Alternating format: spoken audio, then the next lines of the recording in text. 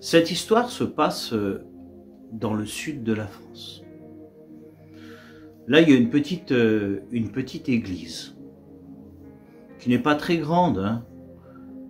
Il y a quelques membres dans cette assemblée. Et là, il y a une famille qui est là. Il y a le papa, il y a la maman et il y a 3 enfants. Et parmi eux, il y a une jeune fille, Catherine. Catherine a 22 ans.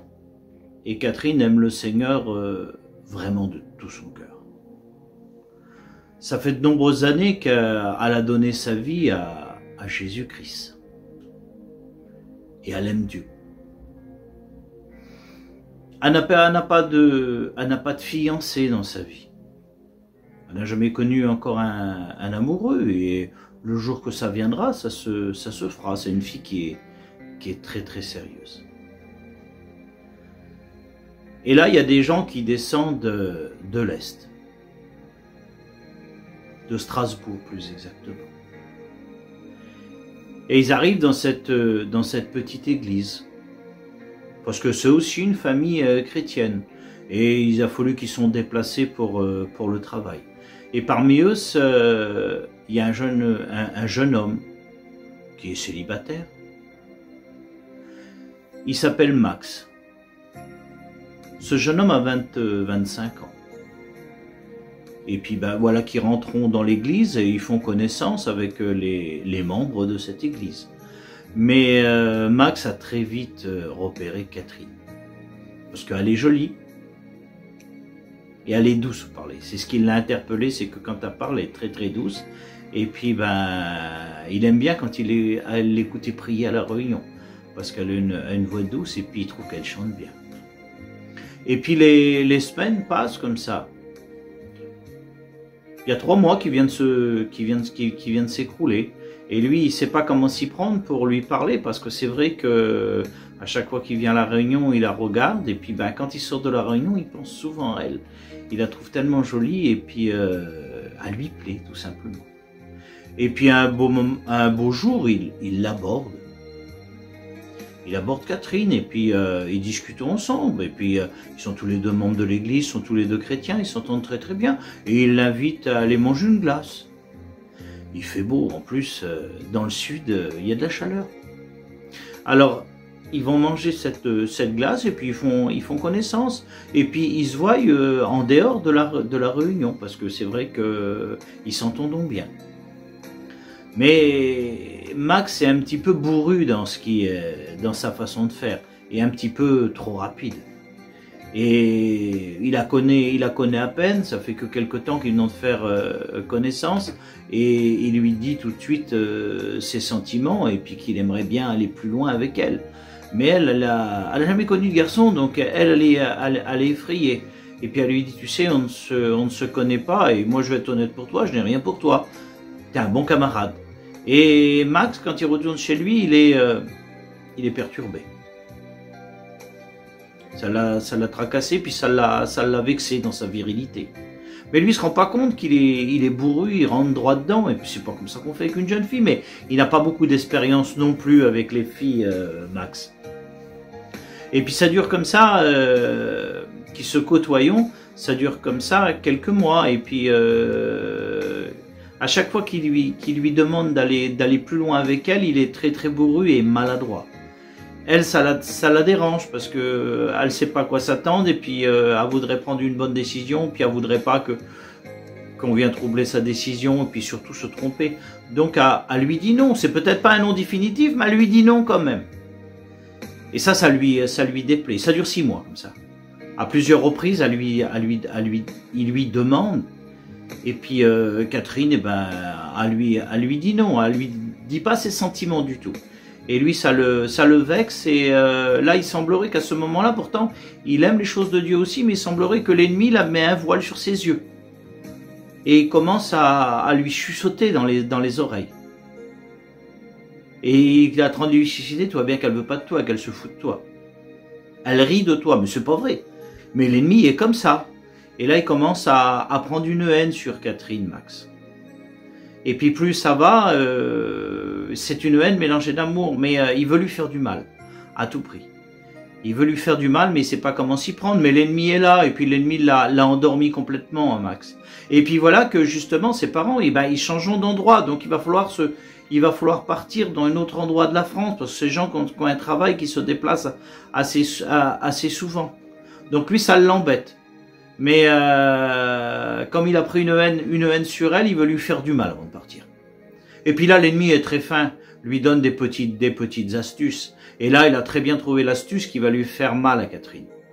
Donc, sans faire voir que c'est lui, mais il arrive à chuchoter que Catherine, c'est une fille qui traîne le soir avec les garçons.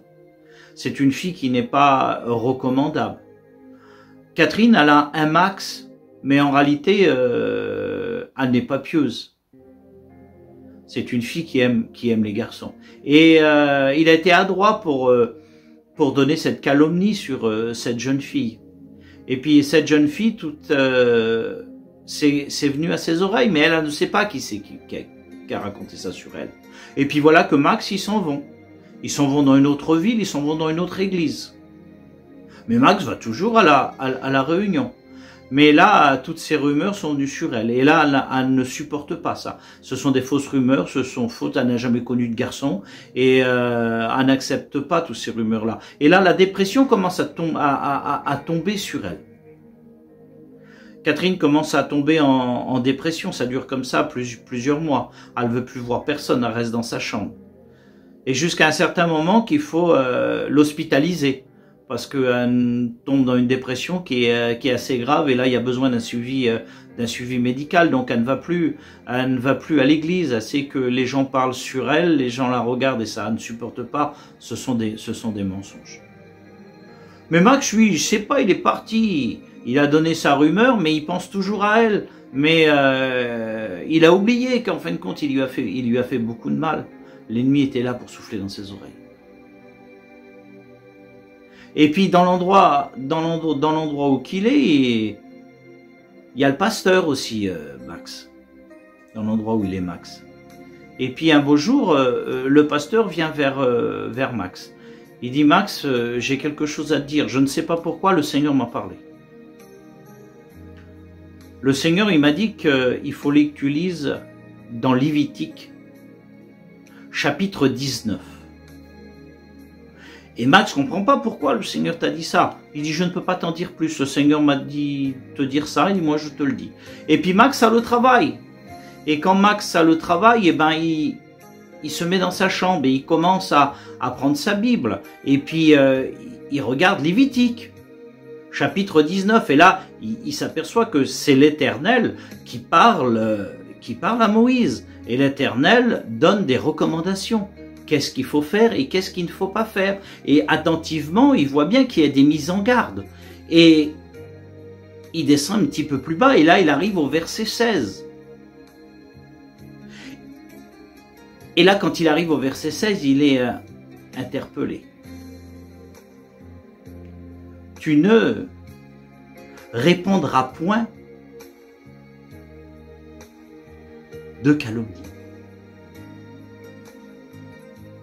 dit l'Éternel. Et là, c'est un mot qui est comme une épée qui rentre dans son cœur.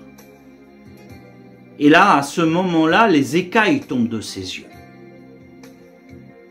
Et il réalise ce qu'il a fait à Catherine, le mal qu'il lui a fait. Il demande pardon à Dieu pour ça. Et il dit, il faut que je vais lui demander pardon pour toutes ces rumeurs que j'ai données sur elle, pour tous ces faux témoignages. Et puis là, il téléphone au pasteur et il dit, Catherine, comment qu'elle va? Il dit, Catherine, elle est en pleine dépression. Il y a quelque chose qui s'est passé dans sa vie, il y a eu des calomnies sur elle et elle n'a pas supporté. Et là, aujourd'hui, elle est à l'hôpital. Lui monte dans sa voiture, Max monte dans sa voiture. Il dit, Seigneur, il faut que tu m'aides, il faut que je vais lui demander pardon.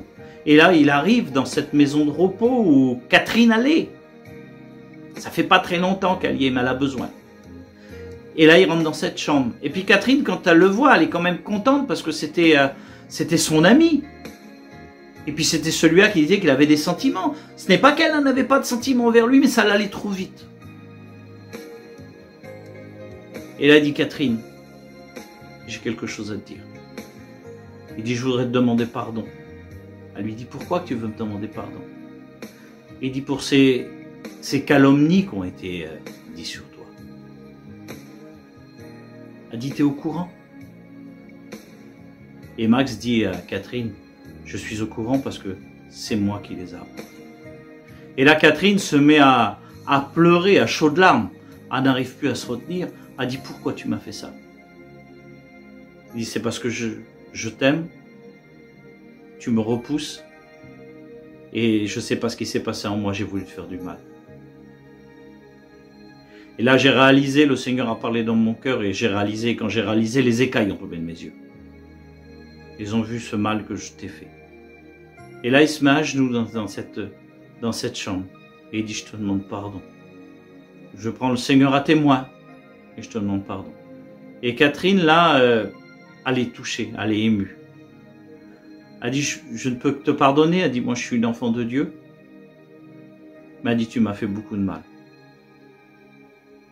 Et lui, il lui dit, dimanche, veux-tu venir à l'église? J'ai quelque chose à dire. Elle dit, oui, je vais venir. Et le dimanche, au culte, il a été voir le pasteur, il a dit, j'ai quelque chose à dire. Et il a monté derrière l'estrade, il a dit, je veux demander pardon à mes frères et sœurs, mais surtout demander pardon à Catherine pour le mal que je lui ai fait.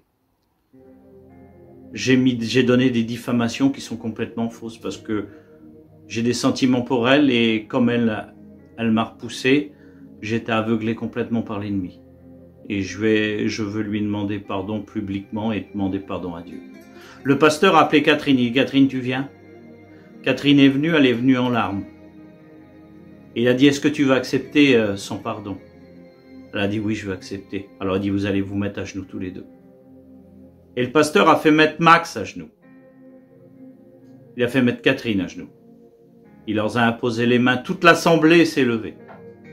Toute l'assemblée a levé les mains en l'air et a prié pour eux. Le Seigneur a rétabli complètement Catherine. Il a repris sévèrement Max. Max a repris sa vie chrétienne. Et puis, quelque temps après, Catherine avait quand même des sentiments pour Max. Aujourd'hui, ils sont mariés. Ils ont 2 enfants. C'est un foyer chrétien. Bonne journée.